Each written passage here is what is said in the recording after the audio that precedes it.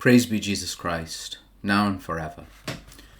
We use a number of different phrases to describe people, the origin of which most people have forgotten or maybe never knew.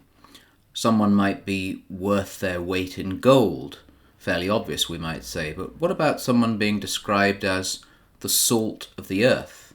People have a general sense of its meaning, a man or woman who's reliable, trustworthy, good, solid, an all-round good egg, as we say in England. The origin, of course, is scriptural, from the very words of the Master himself. In Matthew chapter 5, verse 13, right after the Beatitudes, Jesus addresses his disciples as the salt of the earth, but warns them that if salt becomes tasteless, it is useless and will be trodden underfoot. Is he commanding us to be trustworthy, reliable, all-round good eggs? Most certainly, but so much more. A number of years ago, I read a fascinating book called Salt, A World History. Now, you might be thinking to yourselves, how fascinating can a book about salt be, and is there enough to write a book about it? Roman soldiers were paid with a monthly allowance of salt, hence the origin of the term salary, from the Latin salarium. Salt and its trade opened up trade routes, enriched kingdoms and empires, and of course not only changed the way humans ate, but brought the power of preservation. It would be perfectly fair to say, at various times in human history, that someone was worth their weight in salt, and that might be very valuable indeed. So when we hear Jesus both command and commend his disciples to be salt of the earth, we must go deeper in understanding, as we always do with everything in the gospel, not only of the immense value that salt would have had for the people at the time, but also its many uses.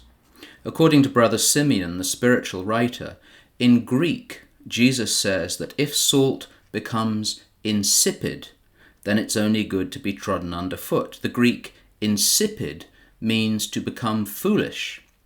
Salt, and the Christian, is meant to inspire and flavour every aspect of human life. Salt enhances the quality of the things it's added to. So too the Christian disciple, if he or she is to be the salt of the earth, will enhance every good thing in human society. But if the salt becomes foolish and loses its purpose, it's of no value. The Christian salting society flavours marriage, family life, business, politics, every aspect of healthy human society. Insipid Christians, who've lost their saltiness, do more damage than good, and often by assimilation, can only end up being trodden underfoot. More than that, salt, as we know, preserves from decay. It keeps things fresh. In a sense, it keeps them alive so they retain their value. If we are to be the salt of the earth, what are we called to preserve, to keep alive, to save from decay? The very foundations of Western society are built upon Christianity. Our saltiness is essential to preserve a society which is decaying. The only question is if it's beyond preservation. The last insight is the secondary definition of insipid from the dictionary. To be insipid also means to be not interesting or exciting. That's worth thinking about. Have we lost the salty excitement of being Christians? Do we carry about us the enchantment of the good news? Do we appear to be people who found the pearl of great price, the treasure in the field worth selling everything for to obtain? Is that a description of contemporary Christianity, which often seems to think that the world must convert us rather than the other way around? If we offer what the world offers, or offer a pale imitation of fashionable values, we deserve to be considered not only uninteresting, but boringly conventional.